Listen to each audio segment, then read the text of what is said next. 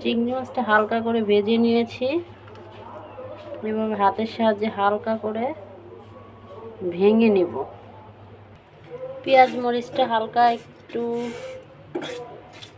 ভেজে নিলাম, কাঁচা দিলে কেমন যেন একটা আমার কাছে গন্ধ লাগে। শুধু পেঁয়াজ মরিচ না, সাথে আমি একটা আলু দিয়েছি।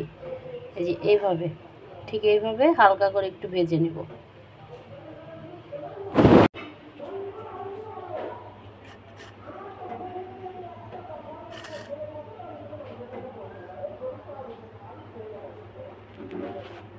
এই যে দেখেন, হালকা হালকা পেঁয়াজ, আলু, কাঁচামরিচ ভাজা, চিংড়ি মাছটা যে ভেজে এভাবে চটকিয়ে নিয়েছি। এখন এটার সাথে আপনারা চাইলে হালকা পরিমাণ সরিষার তেল দিতেও পারেন, নাও দিতে পারেন। আমি সরিষার তেলের ফ্লেভারটা ভালোবাসি, তাই আমি এটা দিয়ে দিলাম। এখানে হালকা পরিমাণে তেল দিয়ে দিলাম। তেল দিয়ে এভাবে মাখিয়ে নেব।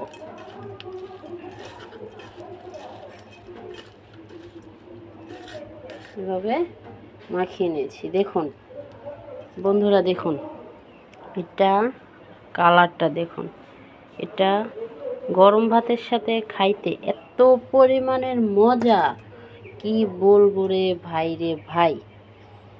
এটা জাস্ট ব্যাচেলার বলেন, ফ্যামিলি বলেন, যেই বলেন না কেন, একদম ঝটপট রেডি করার মতো একটা রেসিপি।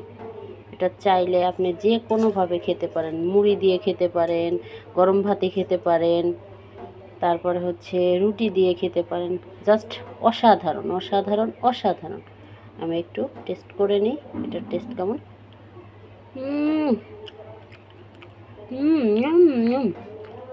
সেই মজা, সেই সেই মানে সেই।